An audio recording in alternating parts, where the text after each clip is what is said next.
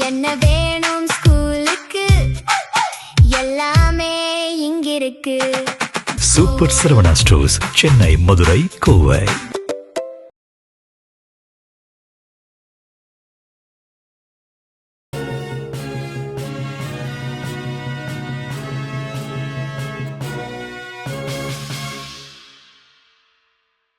வணக்கம். இந்திய நேரப்படி இரவு 8:30 மணி செய்திகள். முதலில் ஜெம் தலைப்புச் செய்திகளை காணலாம். உலகின் மிகப்பெரிய ஆயுத ஏற்றுமதி நாடாக இந்தியா மாறும். மத்திய ராணுவ அமைச்சர் ராஜ்நாத் சிங் பெருமிதம். கடும் தண்டனை பெற்றுத்தரப்படும். கொலையான சிறுமியின் பெற்றோரிடம் முதலமைச்சர் ஜோசப் விஜய் உறுதி. விடுதலை சிறுத்தைகள் கட்சியிலிருந்து முன்னாள் சட்டமன்ற உறுப்பினர் பனையூர் பாபு விலகல்.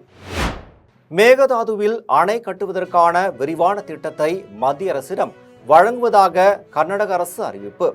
திமுக கடும் கண்டனம். கர்நாடகாவின் உத்தர கன்னட மாவட்டத்தில் ஆற்றில் சங்கு சிப்பிகளை சேகரிக்க சென்ற 10 பேர் உயிரிழப்பு. இனி விரிவான செய்திகளை காணலாம். உலகின் மிகப்பெரிய ஆயுத ஏற்றுமதி நாடாக இந்தியா மாறும் என்று மத்திய ராணுவ அமைச்சர் ராஜ்நாத் சிங் தெரிவித்துள்ளார். அகல்யா நகர் மாவட்டத்தில் ஷீரடியில் 200 ஏக்கர் நிலப்பரப்பில் பாதுகாப்பு தளவாட உற்பத்தி ஆலை கட்டப்பட்டுள்ளது.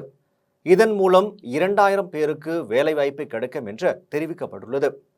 இந்த ஆலையை மத்திய ராணுவ அமைச்சர் ராஜ்நாத் சிங் திறந்து வைத்து பேசினார். அப்போது ஒரு காலத்தில் ஆயுதங்களை இறக்குமதி செய்யும் நாடாக மட்டுமே இந்தியா பார்க்கப்பட்டது. ஆனால் இன்று நிலைமை மாறிவிட்டது. அடுத்த 25 முதல் 30 ஆண்டுகளில் உலகிலேயே ஆயுதங்களை மிக அதிக அளவில் ஏற்றுமதி செய்யும் நாடாக இந்தியா மாறுவதை எந்த ஒரு சக்தியாலும் தடுத்து நிறுத்த முடியாது என்றும், பாதுகாப்புத்துறை உற்பத்தியில் தனியார் பங்களிப்பை 50% உயர்த்துவதே நமது முக்கிய இலக்கு என்றும், பாதுகாப்பு துறையில் தனியார் நிறுவனங்கள் வெறும் நட்டுகள் மற்றும் போல்டுகளை மட்டுமே சப்ளை செய்யும் நிறுவனங்கள் அல்ல, அவை அதிநவீன ஆயுத அமைப்புகளையே தயாரிக்கும் வல்லமை கொண்டவை என்றும், மத்திய அரசின் தொலைநோக்கு பார்வையும் தனியார் துறையின் புதிய கண்டுபிடிப்புகளும் ஒவ்வொரு இணையும் போதும் நாடு புதிய உச்சங்களை தொடும் எனவும், இந்தியாவை வெடிமருந்துகள் மற்றும் ஆட்டோமேஷன் துறையில் உலகளாவிய மையமாக மாற்ற நாம் அனைவரும் ஒன்றிணைந்து பாடுபட வேண்டும் எனவும் மத்திய ராணுவ அமைச்சர் ராஜ்நாத் சிங் தெரிவித்துள்ளார். கடும் தண்டனை பெற்றுத்தரப்படும் என்று கொலையான சிறுமியின் பெற்றோரிடம் முதலமைச்சர் ஜோசப் விஜய் உறுதியளித்தார். கோவை சூலூரை அடுத்த கிராமத்தை சேர்ந்த 10 வயது சிறுமி கடைக்கு சென்றபோது மாயமான நிலையில் அப்பகுதியில் உள்ள முட்புதரில் சடலமாக மீட்கப்பட்டார். தமிழகம் முழுவதும் அதிர்வலைகளை ஏற்படுத்திய நிலையில் பல்வேறு கட்சிகளும் இதற்கு கண்டனம் தெரிவித்ததுடன் குற்றவாளிகளுக்கு கடும் தண்டனை வழங்க வேண்டும் என கோரிக்கை விடுத்தன. காவல்துறையினர் தீவிர விசாரணை நடத்திய நிலையில் சிறுமியின் பக்கத்து வீட்டுக்காரரே இந்த படுபாதக செயலில் ஈடுபட்டது தெரிய வந்துள்ளது. கார்த்திக் என்ற 33 வயது கொடூரனை காவல்துறையினர் கைது செய்த நிலையில் உதவியாக இருந்ததாக மோகன்ராஜ் என்பவரையும் கைது செய்து விசாரித்து வருகின்றனர்.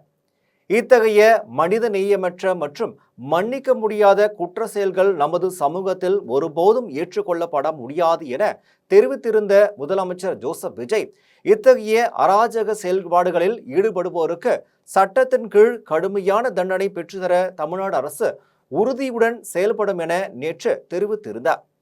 இந்த நிலையில் முதலமைச்சர் விஜய் கொலை செய்யப்பட்ட சிறுமியின் பெற்றோரை தொலைபேசியில் தொடர்பு கொண்டு பேசினார். அப்போது சிறுமியின் பெற்றோருக்கு முதலமைச்சர் ஜோசப் விஜய் ஆறுதல் தெரிவித்தார். அத்துடன் குற்றவாளிக்கு கடும் தண்டனை பெற்று தரப்படும் என பெற்றோரிடம் முதலமைச்சர் உறுதியளித்துள்ளார். விடுதலை சிறுத்தைகள் கட்சியிலிருந்து முன்னாள் சட்டமன்ற உறுப்பினர் பனையூர் பாபு விலகுவதாக அறிவித்துள்ளார். இது தொடர்பாக அவர் அறிக்கை வெளியிட்டுள்ளார். இதில் கடந்த 2007ஆம் ஆண்டு முதலில் அண்ணல் எழுச்சி தமிழர் தொல் திருமாவளவனுக்கு அறிமுகமானேன்.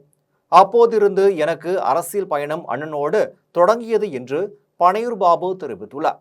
மேலும் நான் சந்தித்த முதல் தேர்தலையே வெற்றி பெற்று சட்டமன்ற உறுப்பினராக சட்டமன்றத்திலும் எனது செய்யூர் தொகுதியிலும் மக்கள் பணிகளை திறம்பட செய்துள்ளேன் என்றும், சட்டமன்றத்தில் ஆதி திராவிடர் மக்களின் உரிமைக்காக விடுதலை சிறுத்தைகள் இயக்கத்தின் சார்பில் நான் முன்வைத்த பல முக்கிய கோரிக்கைகள் செயல் வடிவம் பெற்றுள்ளன என்றும் பனையூர் பாபு தெரிவித்தார்.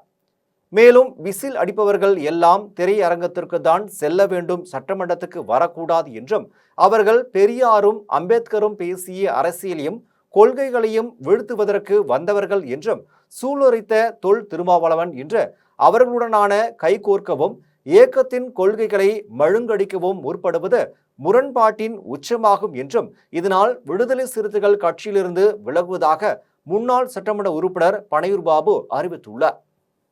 மேகதாதுவில் அணை கட்டுவதற்கான புதிய விரிவான திட்டத்தை மத்திய அரசிடம் வழங்கப் போவதாக கர்நாடக மாநில துணை முதலமைச்சர் டி.கே. சிவக்குமார் தெரிவித்திருப்பதற்கு திமுக கடும் கண்டனம் தெரிவித்துள்ளது.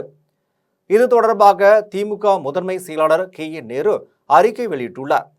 அதில் மேகதாதுவில் அணை கட்டும் புதிய விரிவான திட்டத்தை மத்திய அரசிடம் வழங்கப் போவதாக கர்நாடக மாநில துணை முதலமைச்சர் டி.கே. சிவக்குமார் சொல்லியிருப்பது கடுமையாக கண்டிக்கத்தக்கது என்றும், திராவிட முன்னேற்ற கழகத்தின் சார்பில் இதனை வன்மையாக கண்டிக்கிறோம் என்றும் கே.என். நேரு தெரிவித்துள்ளார்.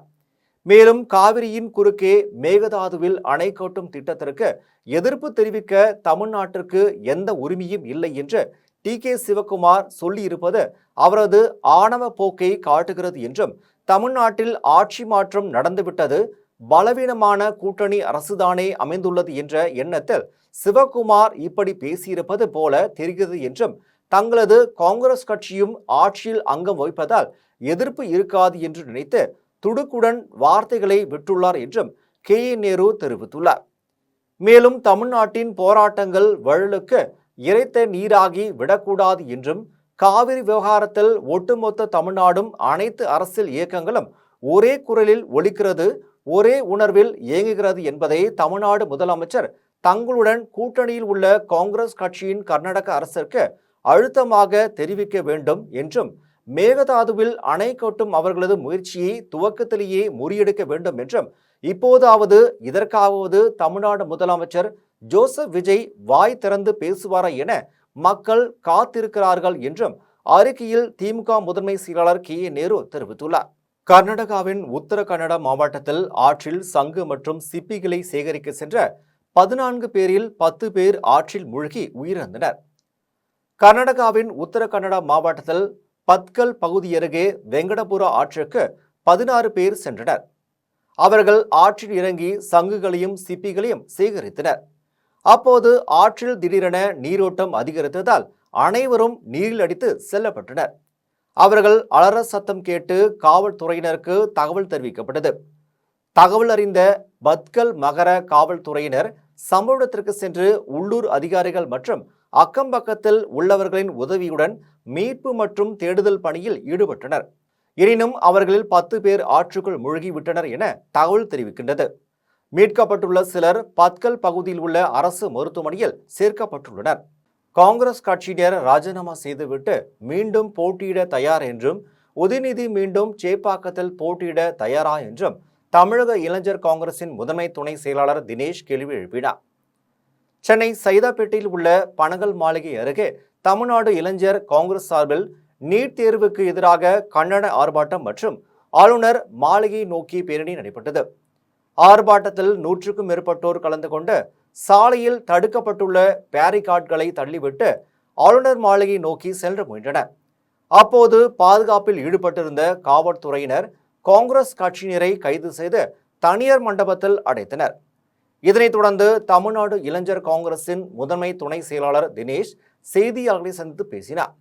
அப்போது தமிழக ஆளுநர் மாளிகையை முற்றுகையிடும் நோக்கில் பேரணி நடத்த முயன்றோம் என்றும், ஆனால் தற்போதைய சூழ்நிலை காரணமாகவே அமைதி பேரணியாகவே நடைபெற்றது என்றும், நீட் தேர்வை ரத்து செய்வது மட்டுமல்லாமல் நீட் தேர்வுக்கு உடந்தையாக செயல்பட்ட மத்திய கல்வித்துறை அமைச்சர் தர்மேந்திர பிரதான் பதவி விலக வேண்டும் என்பதே எங்களின் முக்கிய கோரிக்கை என்றும், காங்கிரஸ் கட்சியினர் ராஜினாமா செய்துவிட்டு மீண்டும் போட்டியிட தயார் என்றும், உதயநிதி மீண்டும் சேப்பாக்கத்தில் போட்டியிட தயாரா என்றும் தமிழக இளைஞர் காங்கிரசின் முதன்மை துணை செயலாளர் தினேஷ் கேள்வி எழுப்பினார்.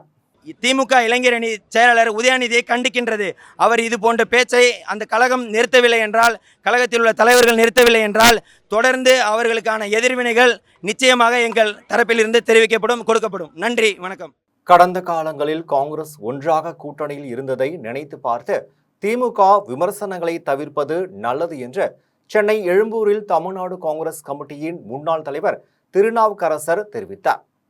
தினத்தந்தி நிறுவனர் சிபி ஆதித்தனாரின் 45வது நினைவு தினத்தை முன்னிட்டு அரசியல் தலைவர்கள் சென்னையில் உள்ள சிபி ஆதித்தனாரின் சிலைக்கு மாலை அணிவித்து மரியாதை செலுத்தினர். அதன்படி தமிழ்நாடு காங்கிரஸ் கமிட்டியின் முன்னாள் தலைவர் திருநாவுக்கரசர் சிபி ஆதித்தனார் திருவுருவ சிலைக்கு மாலை அணிவித்து மரியாதை செலுத்தினார். நிகழ்ச்சியை தொடர்ந்து திருநாவுக்கரசர் செய்தியாளர்களை சந்தித்து பேசினார்.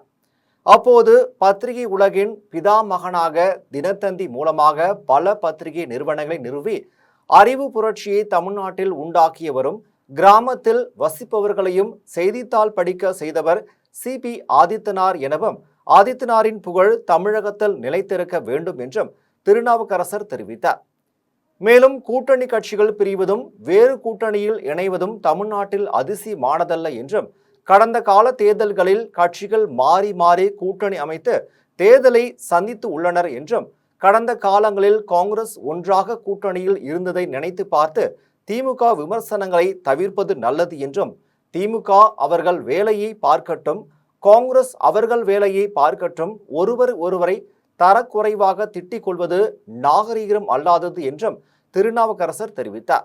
வாக்கு எண்ணிக்கை நடந்த தினத்தன்று டெல்லியிலிருந்து பாஜகவின் ஆணைக்கிணங்க திமுகவும் அதிமுகவும் இணைந்து ஆட்சி அமைக்க முடிவு எடுத்ததை தெரிந்து கொண்டுதான் திமுகவிடம் சொல்லாமலேயே காங்கிரஸ் கட்சி தமிழக வெற்றி கழகம் ஆட்சி அமைக்க ஆதரவு கொடுத்தது என்று சிவகாசியில் மாணிக்கம் தாகூர் தெரிவித்தார். காங்கிரஸ் கட்சியின் விருதுநகர் நாடாளுமன்ற உறுப்பினர் மாணிக்கம் தாகூர் சிவகாசியில் செய்தியாளர்களை சந்தித்து பேசினார். அப்போது எதிர்க்கட்சி தலைவராக உள்ள உதயநிதி ஸ்டாலின் பொறுப்புடன் பேச வேண்டிய இடத்திலிருந்து கொண்டு பொறுப்பற்ற முறையில் பேசியிருப்பது வருத்தம் அளிக்கிறது எனவும் உதயநிதி ஸ்டாலினை துணை முதல்வராக்க தோளில் சுமந்த கட்சி காங்கிரஸ் எனவும் வாக்கு எண்ணிக்கை நடந்த தினத்தில் டெல்லியிலிருந்து பாஜகவின் ஆணைக்கிணங்க திமுகவும் அதிமுகவும் இணைந்து ஆட்சி அமைக்க முடிவு எடுத்தனர் எனவும் அதன் காரணமாகவே நாங்கள் தமிழக வெற்றி கழகத்திற்கு ஆதரவு கொடுத்தோம் என்றும் நாடாளுமன்ற உறுப்பினர் மாணிக்கம் தாகூர் தெரிவித்தார். தொடர்ந்து எங்களுடைய போராட்டம் தொடரும். மோடி அமித்ஷாவுக்கு உடைய அட்டூழிய ஆட்சியை ஒழிப்பதற்காக டெல்லியிலே தொடர்ந்து இந்தியா கூட்டணி பலமாக இருக்கு. அவங்க வந்து அதை விட்டு போயிட்டு வந்துட்டாங்களே, தனியாக உட்காரட்டாங்கல்ல, அதுதான் பிஜேபி ஒட்டி உட்கார போறாங்கல்ல. இப்ப சிதம்பரத்தில் 12ஆம் வகுப்பு தேர்வில் தேர்ச்சி பெற்று கல்லூரிக்கு செல்லும் ஏழை மாணவர்களுக்கு நந்தனார் கல்விக் கழக தலைவர் முனைவர் கே.ஐ. மணிரத்னம் நிதி உதவி வழங்கி வாழ்த்துக்களை தெரிவித்தார். கடலூர் மாவட்டம் சிதம்பரம் நகரத்துக்குட்பட்ட ஓமக்குளம் நந்தனார் மடம் அருகில் ஏழ்மை நிலையில் வசிக்கும் மக்களின் பிள்ளைகள் 12ஆம் வகுப்பில் தேர்ச்சி பெற்று கல்லூரிக்கு செல்கின்றனர். இவர்களுக்கு நந்தனார் கல்விக் கழகம் சார்பில் பாராட்டுதலும் நிதி உதவி வழங்கும் நிகழ்ச்சியும் நந்தனார் மடத்தில் நடைபெற்றது. நிகழ்ச்சியில் நந்தனார் கல்விக் கழக தலைவர் முனைவர் கே.ஐ. மணிரத்னம் கலந்து கொண்டு உயர்கல்விக்கு செல்லும் 25 மாணவ மாணவிகளுக்கு தலா ரூபாய் 3000 நிதி உதவி வழங்கி வாழ்த்துக்களை தெரிவித்தார். மேலும் மாணவர்களின் உயர்கல்விக்கு தேவையான அனைத்து உதவிகளையும் தொடர்ந்து செய்து வருவதாகவும் உறுதியளித்தார். அப்போது பேசியவர், கல்விதான் மனிதனுக்கு இறுதி வரை துணையாக இருக்கும் மிகப்பெரிய செல்வம் என்றும் வாழ்க்கையில் உயர்ந்த நிலையை அடைய கல்வி மிகவும் அவசியம் எனவும் மாணவர்கள் அனைவரும் தங்களது இலக்கை நோக்கி முயற்சி செய்து முன்னேற வேண்டும் எனவும் முனைவர் கே.ஐ. மணிரத்னம் வலியுறுத்தினார். நிகழ்ச்சியில் நந்தனார் கல்விக் கழக செயலாளர் திருவாசகம், பொருளாளர் ஜெயச்சந்திரன், மாணவ மாணவிகள், பெற்றோர் உள்ளிட்ட பலரும் கலந்து கொண்டனர். திருப்பணி கோட்டூரில் முறையான குடிநீர் வழங்க வேண்டும் என வலியுறுத்தி பெண்கள் காலி குடங்களுடன் சாலை மறியல் போராட்டத்தில் ஈடுபட்டனர். நாகை ஒன்றியம் அகலக்கண் ஊராட்சிக்குட்பட்ட திருப்பணி கோட்டூரில் 250க்கும் மேற்பட்ட பட்டியலின குடும்பத்தினர் வசித்து வருகின்றனர். இப்பகுதி மக்கள் குடிக்க தண்ணீர் இல்லாமல் காலங்காலமாக அவதிப்பட்டு வருகின்றனர். நிலத்தடி நீர் முழுவதுமாக உப்பு நீராக மாறியதால் அடி பைப்புகளில் வரும் தண்ணீர் குடிக்க முடியாமல் உள்ளது. மேலும் ஜல் ஜீவன் திட்டத்தின் மூலமாக போடப்பட்டுள்ள குழாய்கள் வீடுகள் தோறும் காட்சி பொருளாகவே இருந்து வருகிறது. இந்நிலையில் கிராம மக்கள் குடி தண்ணீருக்காக ஒவ்வொரு நாளும் குழந்தைகள் முதல் வயதானவர்கள் வரை பக்கத்து கிராமங்களுக்கு சென்று குடங்களில் தண்ணீரை கொண்டு வரும் அவலநிலை ஏற்பட்டுள்ளது. இதேபோன்று இருசக்கர வாகனங்களில் 3 கிலோமீட்டர் தூரம் சென்று பொதுமக்கள் தண்ணீர் எடுத்து வருகின்றனர். இந்நிலையில் கடந்த 1 மாத காலமாக சுத்தமான குடிநீர் கிடைக்காததால் ஆத்திரமடைந்த கிராம பெண்கள் காலி குடங்களுடன் சாலை மறியல் போராட்டத்தில் ஈடுபட்டனர். அப்படிங்கிற வகையில எங்களுக்கு குடிநீர் அவசியம். இப்ப இங்க ஒரே ஒரு பைப்பு அகலகண்டு பஞ்சாயத்துல இருந்து ஒரே ஒரு பைப்பு அடி பைப்பு ஒன்று போட்டு கொடுத்தாங்க. அந்த அடி பைப்புல பைப்பு தான் இருக்குதே தவிர தண்ணி வரல. காரணம் கீழே ஊத்து இல்லாத இடத்துல போட்டுட்டு போய் தண்ணி வரல. இப்பயும் நாங்க என்ன செய்யறோம், இந்த ஜனங்களோட பாருங்க, அவ்வளவு பேரும் எல்லாம் குடத்தை வச்சுக்கிட்டு தண்ணி தூக்க தான் போகுது. இது தண்ணி தூக்கி முடிக்கிறதே மணி 9 மணி 10 மணி ஆயிடுது. அப்புறம் எங்க கூலி வேலைக்கு போறது? நாங்க எப்படி அண்ணனுக்கு அன்றாட சமைச்சு சாப்பிடுறது? எங்களுடைய வாழ்வாதாரம் என்ன ஆகுறது? குடியாத்தம் காந்தி சாலையில் குடியாத்தம் தொண்டை மண்டல இயற்கை விவசாயிகள் கூட்டமைப்பு சார்பில் பாரம்பரிய அரிசி மற்றும் உணவு திருவிழா நடைபெற்றது. வேலூர் மாவட்டம் குடியாத்தம் சிவா ஆர்கானிக் ஃபார்மிங் குழு மற்றும் தொண்டை மண்டல இயற்கை விவசாயிகள் கூட்டமைப்பு சார்பில் 2ஆம் ஆண்டு பாரம்பரிய அரிசி மற்றும் உணவு திருவிழா குடியாத்தம் காந்தி சாலையில் உள்ள நேஷனல் பள்ளி விளையாட்டு மைதானத்தில் நடைபெற்றது. விழாவில் நகராட்சி தலைவர் சவுந்தரராஜன், மாவட்ட ரோட்டரி ஆளுநர் பழனி, மூத்த வழக்கறிஞர் பூபதி ஆகியோர் கலந்து கொண்டு உணவு திருவிழாவினை தொடங்கி வைத்து அரங்குகளை பார்வையிட்டனர். அதன் பின்னர் இன்றைய காலகட்டத்தின் உணவு பழக்க வழக்கங்களால் நோய்கள் தாக்கப்படுவது குறித்து பொதுமக்களுக்கு விழிப்புணர்வு ஏற்படுத்தினர். உணவு திருவிழாவில் 65 அரங்குகளில் தமிழகத்தின் பல்வேறு பகுதிகளைச் சேர்ந்த 200க்கும் மேற்பட்ட விவசாயிகள் உருவாக்கிய பொருட்களை காட்சிப்படுத்தினர். மேலும் பல பொருட்கள் விற்பனைக்காகவும் கண்காட்சிக்காகவும் இடம்பெற்றிருந்தன. இதில் 80க்கும் மேற்பட்ட பாரம்பரிய அரிசி விதை நெல்கள் பார்வைக்காக வைக்கப்பட்டது. மேலும் மரபு காய்கனி விதைகள், சிறு தானியங்கள், மதிப்பு கூட்டப்பட்ட பொருட்கள் மற்றும் பனை ஓலையால் தயாரிக்கப்பட்ட கைவினை பொருட்கள், பொம்மைகள், அழகு சாதனை பொருட்கள், தானிய வகைகள், தின்பண்டங்கள் என அனைத்து பொருட்களுக்கும் விற்பனைக்காகவும் வைக்கப்பட்டது. இதில் பல்வேறு பகுதிகளைச் சேர்ந்த பொதுமக்கள், விவசாயிகள் என 1000க்கும் மேற்பட்டோர் பங்கேற்றனர். உணவு திருவிழாவுக்கான ஏற்பாட்டினை ஒருங்கிணைப்பாளர் பட்டு சிவசங்கரன் தலைமையிலான குழுவினர் செய்திருந்தனர். அருமணி அருகே உத்தரங்கோடு பகுதியில் இருசக்கர வாகனம் மீது ஆட்டோ மோதி கவிழ்ந்த விபத்தில் ஆட்டோவின் அடியில் சிக்கி உயிருக்கு போராடிய ஓட்டுநர் மற்றும் இருசக்கரத்தில் வந்தவரையும் மீட்டு பொதுமக்கள் மருத்துவமனைக்கு அனுப்பி வைத்தனர். கன்னியாகுமரி மாவட்டம் வேல்புரம் அருமணி சாலையில் மளிகை பொருட்களை ஏற்றிக்கொண்டு சென்ற ஆட்டோ உத்தரங்கோடு சந்திப்பில் வந்தபோது மஞ்சளமூடு பகுதியிலிருந்து இருசக்கர வாகனத்தில் வந்த நபர் திடீரென சாலையை கடக்க முயன்றார். அப்போது இருசக்கர வாகனத்தின் மீது ஆட்டோ மோதி தலை கூப்புற கவிழ்ந்து விபத்துக்குள்ளானது. இதில் இருசக்கர வாகனத்தில் சென்றவர் தூக்கி வீசப்பட்ட நிலையில் ஆட்டோ ஓட்டுநர் ஆட்டோவின் அடியில் சிக்கிக்கொண்டு உயிருக்கு போராடினார். உடனே பின்னால் வாகனத்தில் வந்தவர்களும் அப்பகுதியை சேர்ந்தவர்களும் ஆட்டோவின் அடியில் சிக்கிய ஓட்டுநரையும் இருசக்கர வாகனத்தில் வந்தவரையும் மீட்டு சிகிச்சைக்காக மருத்துவமனைக்கு அனுப்பி வைத்தனர். தலைக்கவசம் அணிந்திருந்தால் இருசக்கர வாகனத்தில் வந்தவர் அதிர்ஷ்டவசமாக லேசான காயங்களுடன் உயிர் தப்பினார். விபத்தின் சிசிடிவி காட்சிகள் தற்போது வெளியாகி பரபரப்பை ஏற்படுத்தியுள்ளது. அருப்புக்கோட்டையில் செயல்படும் மாவட்ட அரசு தலைமை மருத்துவமனையில் சேதமடைந்துள்ள பிணவரை கட்டடத்தை இடித்து அகற்றிவிட்டு புதிய கட்டிடம் கட்டித்தர வேண்டும் என அரசிற்கு சமூக ஆர்வலர்கள் மற்றும் பொதுமக்கள் கோரிக்கை விடுத்து உள்ளனர். விருதுநகர் மாவட்டம் அருப்புக்கோட்டை பந்தல்குடி சாலையில் உள்ள அரசு மருத்துவமனை அண்மையில் அரசு மாவட்ட தலைமை மருத்துவமனையாக தரம் உயர்த்தப்பட்டு ரூபாய் 31 கோடி மதிப்பீட்டில் புதிய கட்டிடங்கள் கட்டப்பட்டு சில மாதங்களுக்கு முன்பு திறக்கப்பட்டது. இந்த மருத்துவமனையில் அருப்புக்கோட்டை மட்டுமல்லாமல் பாளையம்பட்டி, கோவிலங்குளம், கோபாலபுரம், திருச்சுழி, பந்தல்குடி, செட்டிக்குறிச்சி உள்ளிட்ட சுற்றுவட்டார பகுதியை சேர்ந்த ஏராளமான பொதுமக்கள் சிகிச்சை பெற்று வருகின்றனர்.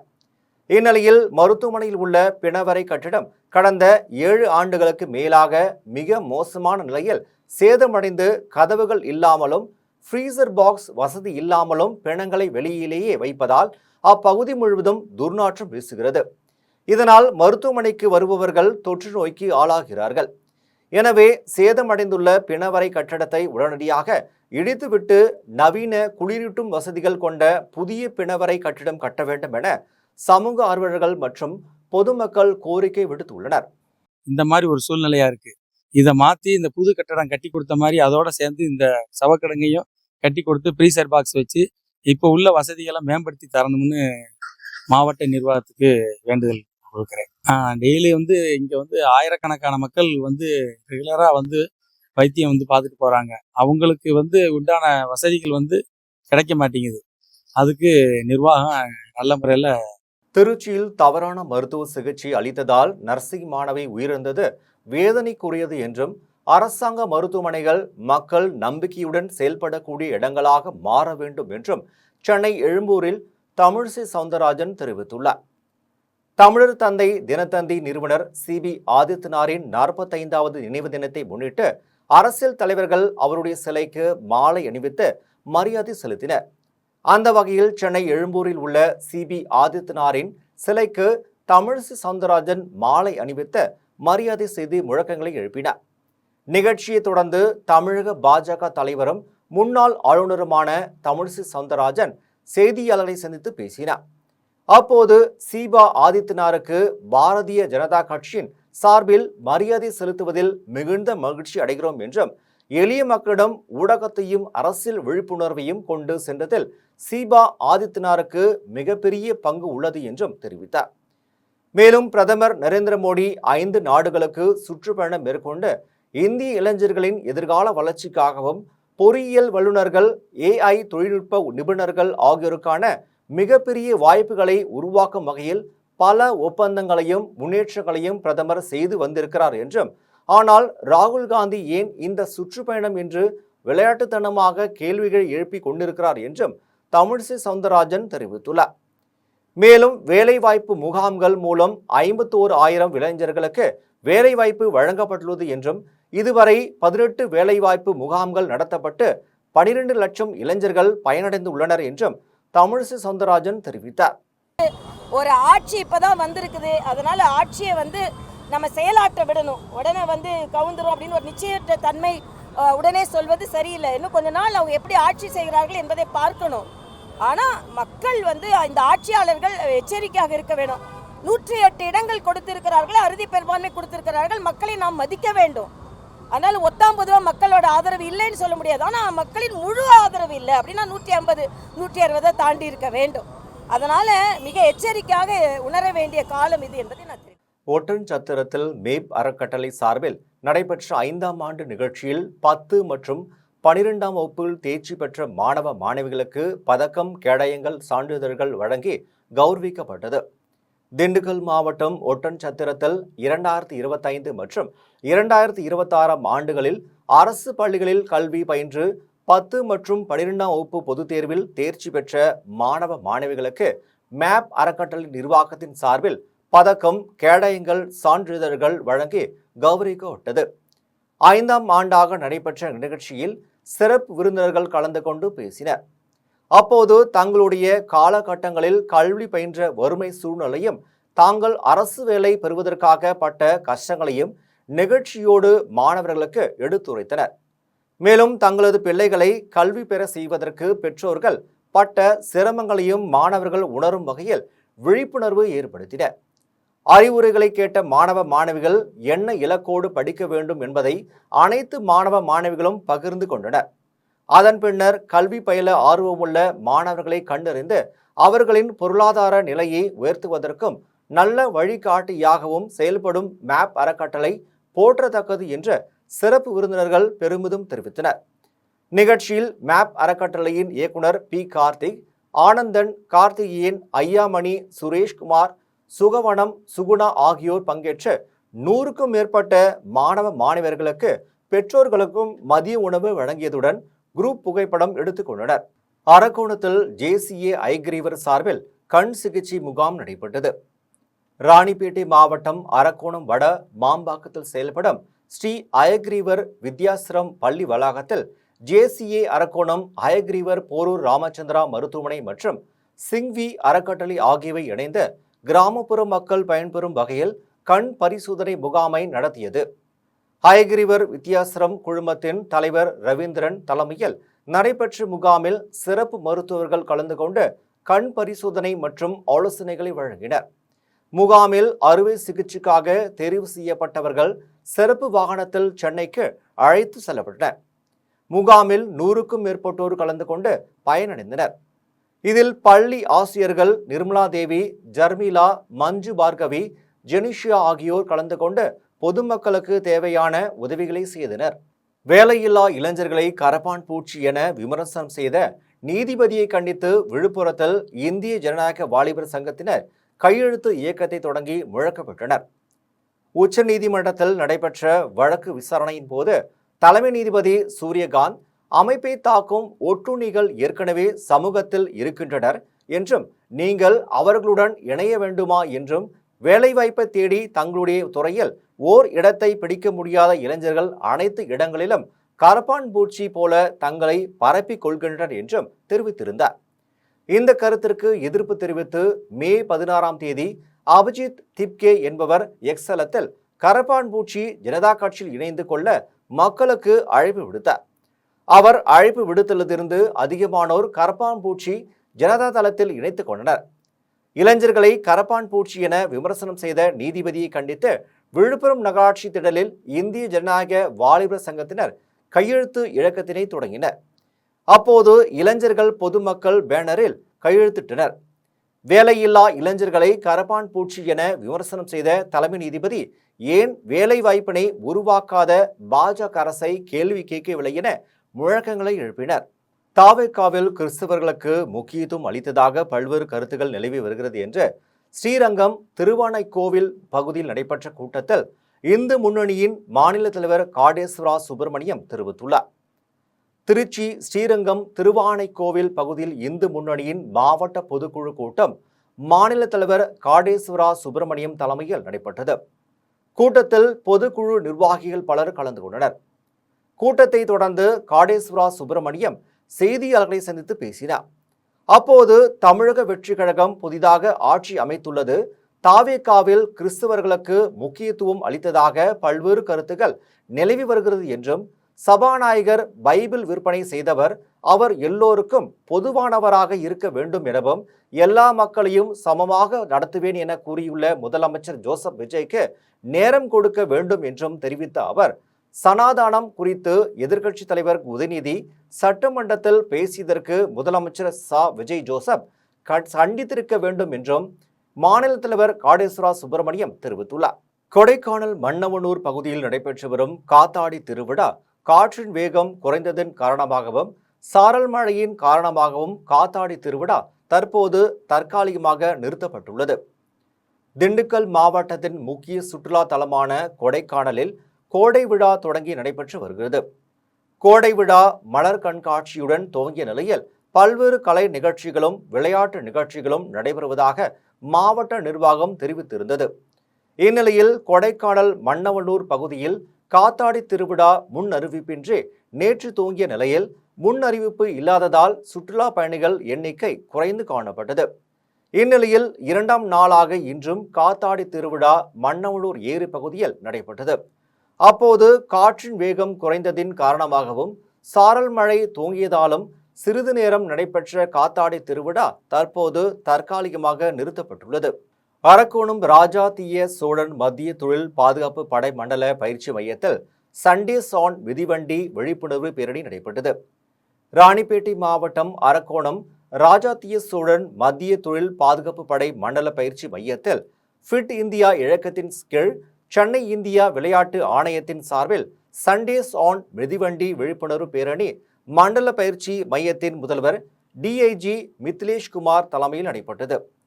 பேரணியில் துணை முதல்வர் நிதேஷ்குமார் மற்றும் உயர் அதிகாரிகள், அலுவலர்கள், மத்திய தொழில் பாதுகாப்பு படை வீரர்கள் என 100க்கும் மேற்பட்டோர் கலந்து கொண்டு பயிற்சி மையத்திலிருந்து தக்கோலம் வரை ஊர்வலமாக சென்று பொதுமக்களுக்கு விளையாட்டு, உடற்பயிற்சி, உடல் ஆரோக்கியம் மற்றும் தேசிய ஒற்றுமை குறித்து விழிப்புணர்வு ஏற்படுத்தினர். விழிப்புணர்வு நிகழ்ச்சியில் ஏராளமான பொதுமக்கள் கலந்து கொண்டனர். கோவில்பட்டி பகுதியில் பலத்த காற்றுடன் பெய்த மழையில் மின் வயர்களில் முறிந்து விழுந்த கிடைத்த மரக்கிளைகளை மின்வாரிய ஊழியர்கள் அகற்றினர். தூத்துக்குடி மாவட்டம் கோவில்பட்டி நகர் மற்றும் சுற்றுவட்டார பகுதிகளில் இன்று மதிய வேளையில் 1 மணி நேரத்துக்கு மேலாக பலத்த காற்று மற்றும் இடி மின்னலுடன் மழை வெளுத்து வாங்கியது. இந்நிலையில் கோவில்பட்டி ராஜு நகரின் 5வது தெருவில் மின்கம்பியின் மீது மரக்கிளை முறிந்து விழுந்ததில் மின்கம்பம் சாய்ந்த நிலையில் நின்றது. இது குறித்து தகவல் அறிந்த மின் வாரிய ஊழியர்கள் விரைந்து சென்று அப்பகுதியில் மின் விநியோகத்தை நிறுத்திவிட்டு மின் வயர்களில் விழுந்து கிடந்த மரக்கிளையை அகற்றினர். மேலும் சரிந்து நின்ற மின் கம்பத்தை சரி செய்யும் பணியில் ஈடுபட்டனர். மீண்டும் ஜெம் தலைப்புச் செய்திகள். உலகின் மிகப்பெரிய ஆயுத ஏற்றுமதி நாடாக இந்தியா மாறும். மத்திய ராணுவ அமைச்சர் ராஜ்நாத் சிங் பெருமிதம். கடும் தண்டனை பெற்றுத்தரப்படும். கொலையான சிறுமியின் பெற்றோரிடம் முதலமைச்சர் ஜோசப் விஜய் உறுதி. விடுதலை சிறுத்தைகள் கட்சியிலிருந்து முன்னாள் சட்டமன்ற உறுப்பினர் பனையூர் பாபு விலகல். மேகதாதுவில் அணை கட்டுவதற்கான விரிவான திட்டத்தை மத்திய அரசிடம் வழங்குவதாக கர்நாடக அரசு அறிவிப்பு. திமுக கடும் கண்டனம். கர்நாடகாவின் உத்தர கன்னட மாவட்டத்தில் ஆற்றில் சங்கு சிப்பிகளை சேகரிக்க சென்ற 10 பேர் உயிரிழப்பு. இத்துடன் ஜெம் செய்திகள் நிறைவடைகின்றன. மீண்டும் ஜெம் செய்திகள் இரவு 12 மணிக்கு. உடனுக்குடன் செய்திகளை காண ஜெம் live.tv என்ற இணையதளத்தில் இணைந்திருங்கள். நன்றி, வணக்கம்.